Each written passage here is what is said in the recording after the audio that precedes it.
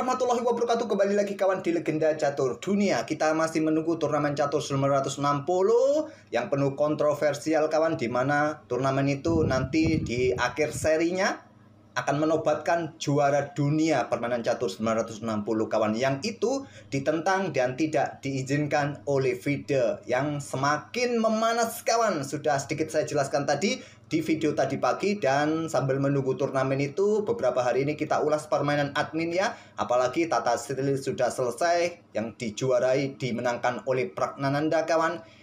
Ini bukan foto Gukes nangis di Tata Steel ya. Ini foto Gukes nangis saat dia mengalahkan Ding Liren di kejuaraan dunia kawan. Dia menangis bahagia.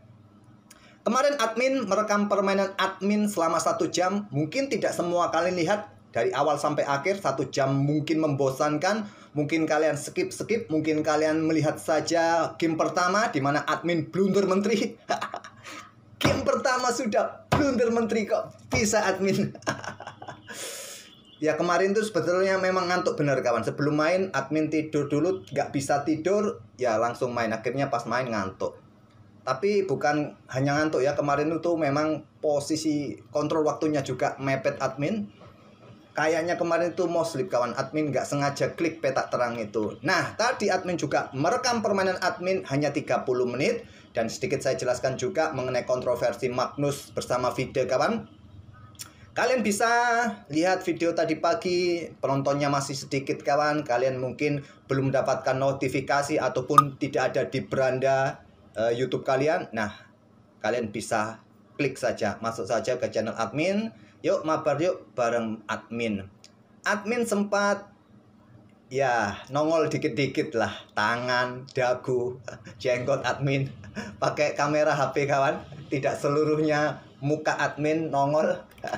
Masih ngetes kawan, masih ngetes ilmu, masih belum percaya diri tampil di hadapan kalian. Mohon maklum saja. Oke, untuk kali ini kita akan ulas permainan Magnus Carlsen ya di Title Tuesday edisi tanggal 4 tanggal 5 Februari ini kawan. Magnus bermain di sesi awal. Di sesi akhir, ini sesi awal ya. Di sesi awal dimenangkan oleh Lee Kwang Lim. Ini sesi awal atau sesi akhir? Ini sesi akhir kawan. Sesi akhir dimenangkan oleh Lee Kwang Lim bersama Edis Gural, ada Hikaru Nakamura juga. Untuk sesi awalnya sebentar. Harusnya sesi awal ya, bukan ya? Iya, Magnus Carlsen bermain di sesi akhir. Bingung admin. Bentar. Kita lihat sesi akhir aja. Oke, Magnus Carlsen ternyata bermain di sesi akhir kawan.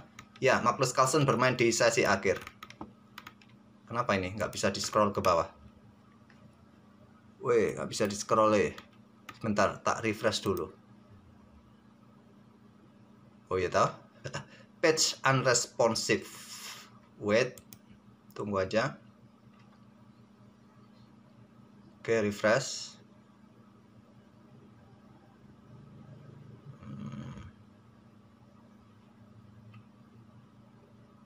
Kita pilih yang lead ya. Ini.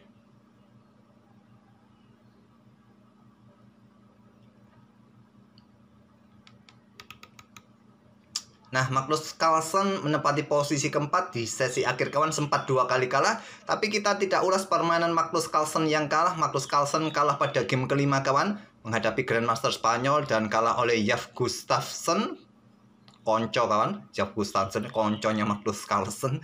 Nah, kita ulas permainan Magnus Carlsen. Saya temukan game ciamik Magnus Carlsen pada game ke-9. Ini saja kawan yang akan kita ulas menghadapi Grandmaster asal Mesir. Langsung saja ke papan analisis ya. Magnus tidak bertemu dengan Jose Martinez Alcantara atau siapa itu? Hans Niemann, tidak ketemu kawan. Langsung saja ke papan analisis dari permainan Magnus Carlsen menghadapi Grandmaster Mesir kawan. Nanti kita akan dapat skakmat yang cantik seperti ini dari Magnus Carlsen. Skakmatnya dengan 2 kuda. Bisa dikatakan ini smoother checkmate, bisa juga. Oke, kita ulangi sejak langkah pertama ya. Nah, di sini Magnus Carlsen pegang putih mengawali dengan ready opening dibalas dengan pion C5. Ingin mengajak permainan Sicilia defense, pion E4 jika kalian mainkan akan kita temui Sicilia defense. Tapi Magnus hanya bermain dengan pion E3 saja, mungkin pion G3 dan King's Indian Attack dimainkan oleh Magnus. Setelah kuda C6, ternyata Magnus tidak bermain dengan Fianchetto, kawan. Gajah B5. Seperti Rossolimo Netsmedinov Attack jika pion E4 tadi ada. Beda lagi sekarang, kawan. Oke, Fianchetto dimainkan oleh Adam Fauzi, asal Mesir, kawan. Magnus rokade, gajah G7, pion D4 langsung, menantang pertukaran pion pusat, diterima langsung. Nah, ambil balik menggunakan pion, kawan, supaya juga gajah bisa keluar. Beda lagi ya, tidak dengan Sisilia, mungkin dengan kuda di sini bisa jadi menjadi permainan Sisilia. Lajur C0.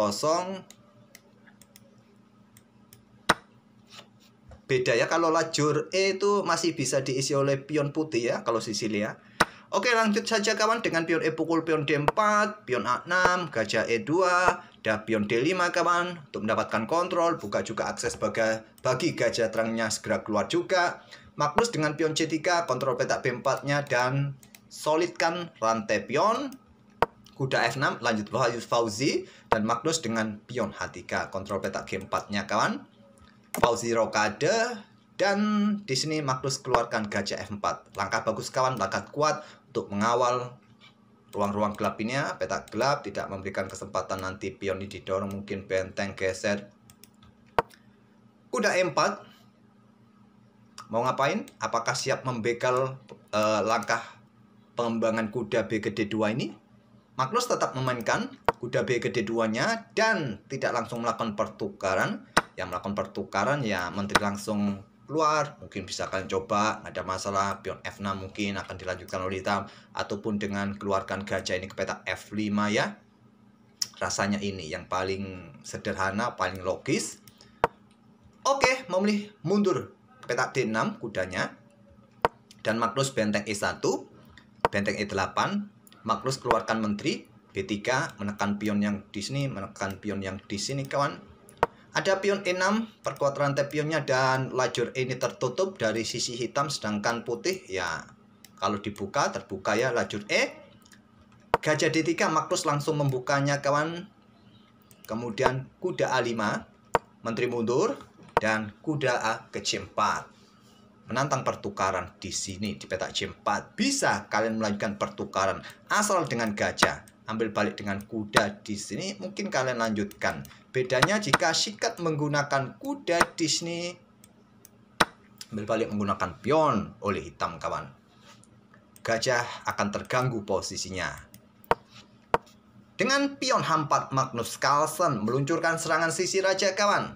Dan Fauzi juga tidak mau kalah serangan sisi menteri dengan pion B5, perkuat kuda petak C4. Magnus dorong terus pion, kawan. Kali ini membuat langkah pengorbanan pion, ditolak dengan gajah B7. Diterima, kawan. Diagonal ini terbuka jelas ya. Mungkin kuda pukul kuda terlebih dahulu supaya tidak kena tekan. Dan baru gajah meluncur. Mungkin nanti ikuti dengan pion G3, raja maju, benteng geser ke lajur H.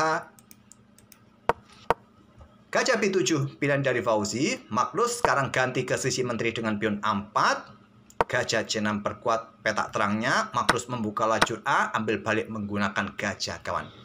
Tidak mau membuka lajur A untuk menantang pertukaran. Magnus Carlsen akan mendahulunya, ambil balik dengan menteri di sini, dan Magnus Carlsen mungkin akan melanjutkan dengan pion H pukul pion G6 dan seterusnya.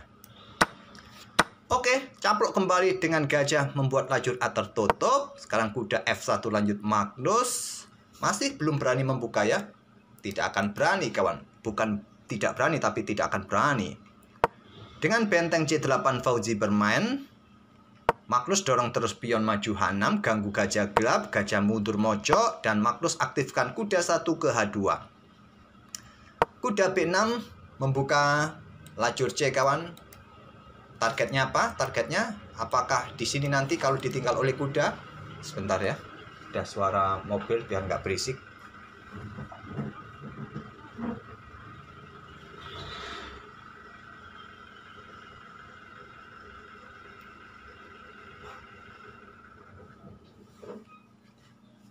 Oke, lanjut. Mobilnya truk air parkir dulu.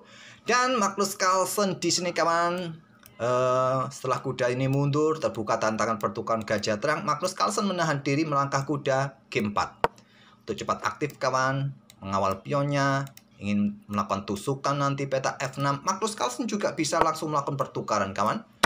Kalau diambil menggunakan pion A, terbuka ya, lajur A bagi bentengnya, dan Magnus mungkin dengan menteri D3 serang pion di sini kawan.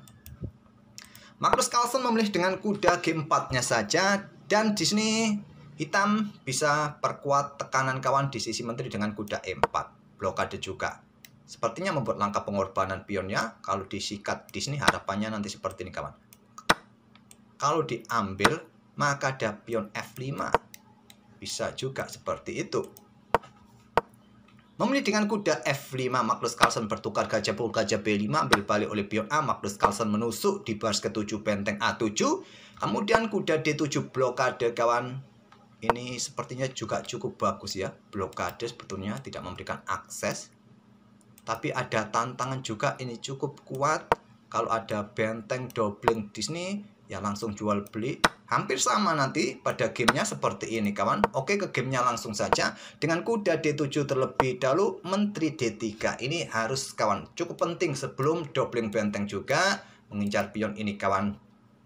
Kalau sekarang menteri coba backup pion ini, maka dia kehilangan kuda, jadi tidak muin ya. Dia dorong saja untuk memecah pion Magnus, korbankan petak B4 kawan. Juga membuka lajur C bagi bentengnya. Magnus tak peduli, menekan kuda di sini saja dengan menteri B5-nya, backup dengan benteng E7, dan Magnus caplok sekarang pion B4. Konstruksi pionnya masih solid kawan. Ada tantangan benteng A8, backup benteng A1, lanjut Magnus, dan di sini benteng C8. Dengan pengawasan gajah ini kawan, cukup kuat ruang-ruang gelap ini. Tidak mungkin benteng diangkat naik ya. Dan juga tadi tidak mungkin serang menteri. Sangat-sangat kuat posisi gajah Magnus Carlsen. Dan Magnus geser benteng B7, siap doubling di baris ke-7 kawan.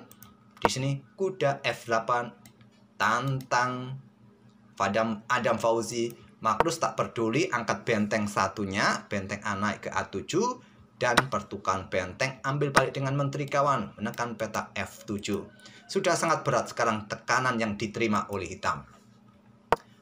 Menteri E8, jaga pionnya, sekarang gajah E5. Harus dieliminasi agar tidak ada yang menjaga petak F6. Pertukaran, ambil balik menggunakan kuda F. Jangan kuda G ya, kuda G dipersiapkan ke petak F6. Jadi kuda F sikat gajah E5. Apa yang harus kalian lakukan di sini? Apa yang harus dilakukan? Sangat sulit sudah kawan. Dalam permainan klasikal, hitam pasti menyerah di posisi ini. Magnus Carlsen masih punya 1 menit 10 detik, sedangkan Adam Fauzi tersisa 7 detik saja. Magnus Carlsen sangat presisi kawan, keakuratan langkah-langkahnya sebesar 93,3% untuk game ini. Di sini kuda ke D6, serang menteri. Terlebih dahulu kuda F6, lanjut Magnus, raja terpaksa mojok, diikuti dengan korbankan menteri kawan, korbankan menteri. Karena di posisi ini kawan, di posisi ini saat kuda ini lompat ke petak D6, skakmat tak terhentikan, 6 langkah skakmat, dan kombinasi itu ditemukan oleh Magnus Carlsen, korbankan menteri. Untuk mencegah skakmat lebih cepat di posisi ini, ada opsi korban kuda di sini, ada opsi korban kuda di sini. Tapi dia melangkah kuda D6, kuda F6 skak, raja mojok, korban menteri, pukul pion F7, sikat oleh kuda, korbankan benteng kawan. Bukan korban ini namanya, sikat dengan benteng. Apa admin ini? Apa admin ini? Sikat kawan. Dan skakmat kawan, skakmat.